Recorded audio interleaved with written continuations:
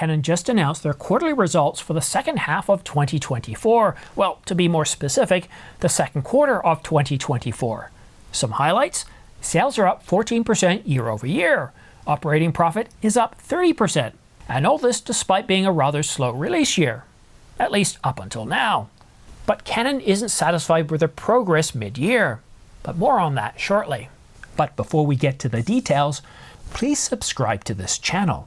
It doesn't cost you anything, helps this channel grow, and keeps you up to date on the latest camera coverage. Canon just announced the R5 Mark II and the R1 last Wednesday morning, with the R5 Mark II shipping on August the 20th, and the R1 shipping late November on the 26th. In their earnings report, Canon said that in the second half of the year, we will announce two mirrorless models, the EOS R1, our flagship mirrorless model, and the EOS R5 Mark II, a new mainstream model for professionals and advanced amateurs, and we aim to secure an overwhelming #1 position in market share. And that's significant because Sony is aggressively going after the #1 position in mirrorless camera sales, aiming to steal the crown from Canon. And the big question to you is, do you think that Sony this year is actually going to steal the crown from Canon and become the #1 camera manufacturer in the world?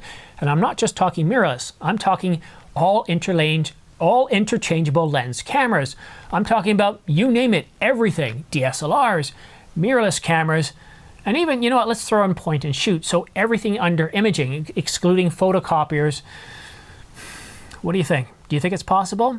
Well, Sony's been going after Canon for many years, and when we first heard about Sony and their Alpha line, it didn't look very good. People made fun of them, as they did for Lumix. But they stopped making fun of them by about 2015. You see, Sony was coming out with new models year after year and was increasing capabilities, while people were still, how shall we say, I'll just use the term disappointed with Canon and Nikon for overly, well, crippling their cameras, while at the same point not offering capabilities that were at least matching the competition. And I felt this too. I saw this. I was ready to replace my camera as early as 2016. I had the 70D. I've still got it. It's upstairs now. My son was shooting something with it. And year after year went by, and I looked at what Canon was offering, and I just didn't feel excited. And then finally in 2019, I thought, I'm ready to switch. I'm ready to move. And I looked at everything. I looked at Panasonic. I was excited about the GH5, but the autofocus was terrible, so I stayed away from Panasonic. I looked at Fujifilm, and I was really interested in Fujifilm, but because I'm shooting video, and they didn't have a lot of lenses with autofocus, with stabilization, I decided to stay away from Fujifilm, even though I really like the silver Fujifilm X-T3. One camera I kept being told about was the, well, Sony A7S III. It was due to be announced very, very soon. It had been 4 years since the A7S II, so I decided to wait a little bit. And it wasn't until rumors started coming about the R5 that I thought, well, okay, I'll get this camera. And it wasn't until June that finally Sony announced that they were going to do something with the A7S III, but I was kind of hooked at that point. I liked Canon because I already had a bunch of lenses, as you can see from behind me, so it was easier to stay with Canon. But it was rather frustrating. But here today in 2024, I don't feel that Canon's using that cripple hammer anymore. I feel that Canon is definitely segmenting their cameras. You don't expect to see the same capabilities that you find in the R5 Mark II, in the R50 or the R100. But looking at the R50, the small camera that it is, it packs a really big punch.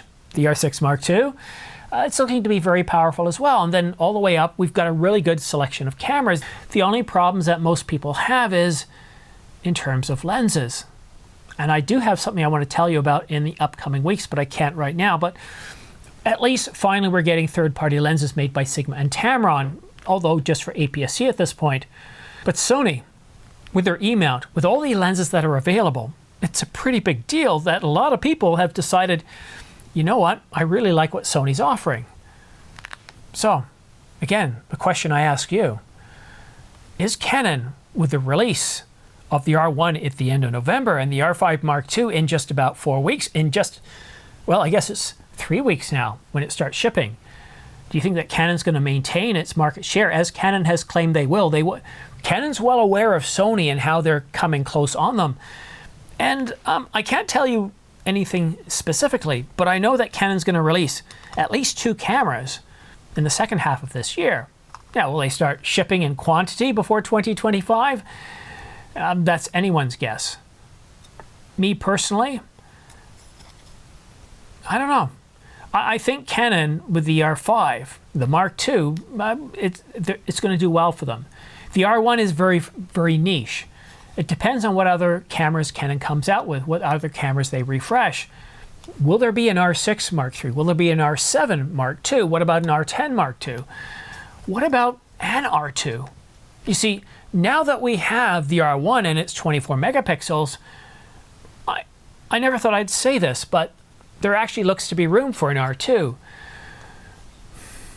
But that R2, to me, would be, well, I'd be looking at the relationship that the Z8 has with the Z9. Now imagine the R5 Mark II, but in a camera model that has dual CF Express Type B card slots, that has maybe a higher resolution, that has other capabilities that take the R5 Mark II, and instead of being a bronze metal camera, it's a gold metal camera that doubles down on all that goodness that we see in the R5 Mark II and takes it much higher to be the best of the best that it can possibly be in that model.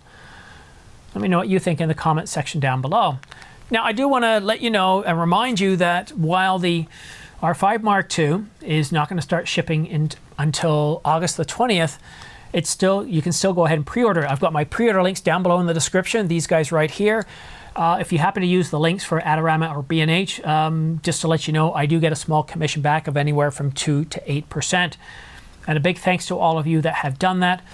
I get a very small percentage from YouTube, from the ads that they show. Basically, we make all our money on this channel through the affiliate links and pre-order links. So a big thanks to everybody that has used those. But I also want to speak to the FOMO here, the fear of missing out. You've got a lot of really good cameras on sale. The R5 Mark I is $29.99. The Nikon Z8 is on sale, although it's only $200 off presently.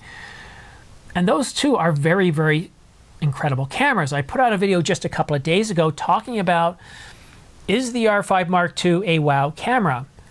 Now, for those of you that like the new autofocus system where it's able to track subjects even if they're in a crowd, it's got that action priority mode, it's got Canon Log 2, it's got 16 stops of dynamic range, it's got a stacked sensor, and there are many other capabilities such as a full-size HDMI slot. And if you check off at least 2 or 3 of those things, then you might be in the market for the R5 Mark II. But at $42.99, $29.99 seems like a really good deal for the Mark I. And of course the Nikon Z8, it was a really good deal at $34.96, but that sale has since come and gone. But thank you. Thank you for staying to the very end of this video. It's very much appreciated. And don't forget to reach out to your local camera stores. You know, I have a great relationship with Adorama and B&H, and I do buy stuff from those stores, but I think it's very important to support my local camera stores. I've got Downtown Camera in Toronto, and if you're in Canada, Patrick has the huge range of cameras. Just going in there, it's just a large showcase, so many different cameras. And here in my local town, I actually have a Henry's outlet. So I'm very fortunate to have multiple local camera stores within 35 minutes of where I live. And that's a really good thing. So don't forget to reach out to your local camera store. The last thing I want to see is them disappear, because while I do appreciate B&H and Adorama, I think even they don't want to see these local camera stores go goodbye, because as we start to lose these camera stores, people start to lose exposure to cameras, and I think it would start to see the market contract even further. But that's it for now. Thank you so much for tuning in. Have yourself a great night, great day, great evening, or depending on where you are in the world, and we'll see you again soon.